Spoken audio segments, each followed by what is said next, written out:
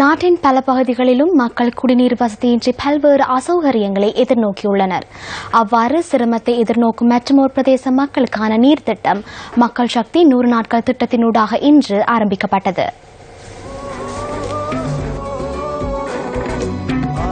தனபல்வில பிரதேச செயலாளர் பிரிவில் நீர் பிரச்சினையினால் ஹம்பிகமு மக்களே அதிகளவில் பாதிக்கப்பட்டுள்ளனர். தனபல்வில பிரதேச செயலாளர் பிரிவில் அதிகளவிலான சிறுநீரக நோயாளர்கள் இந்த கிராமத்திலேயே பதிவாகியுள்ளனர். நியூஸ் ஃபர்ஸ்டின் மக்கள் சக்தி 100 நாட்கள் திட்டத்தினூடாக இந்த மக்களுக்கான சுத்தமான குடிநீரை வழங்குவதற்கான திட்டம் இன்று ஆரம்பிக்கப்பட்டது. இதற்கு கடற்படையினர் ஒத்துழைப்பு வழங்குகின்றனர்.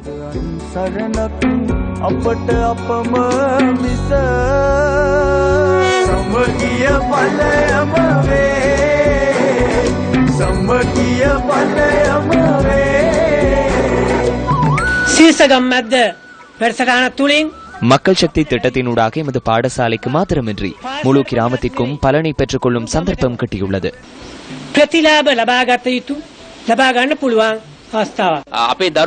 எமது பிள்ளைகளை பாதுகாப்பதற்கு நீர் திட்டத்தை முன்னெடுப்பதற்கு சிறந்த இடம் பாடசாலையாகும். 6 மணித்தியாலங்களுக்கு மாணவர்கள் பாடசாலையிலேயே உள்ளனர்.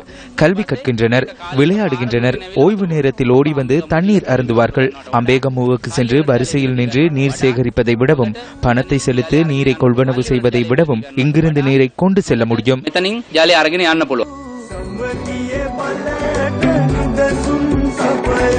நியூஸ் ஃபர்ஸ்ட் மக்கள் சக்தி 100 நாள் திட்டத்தினூடாக தனபல்வில பிரதேச செயலாளர் பிரிவில் முன்னெடுக்கப்படும் 3வது திட்டம் இதுவாகும். எனவே 2 திட்டங்கள் மக்களிடம் கையளிக்கப்பட்டுள்ளன.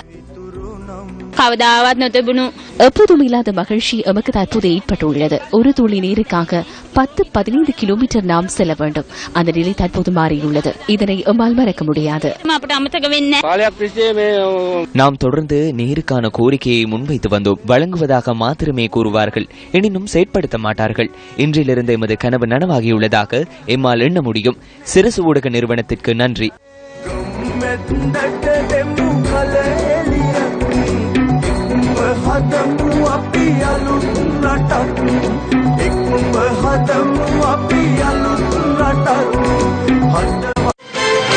Shakti Provincial First பிரதான அனுசரணை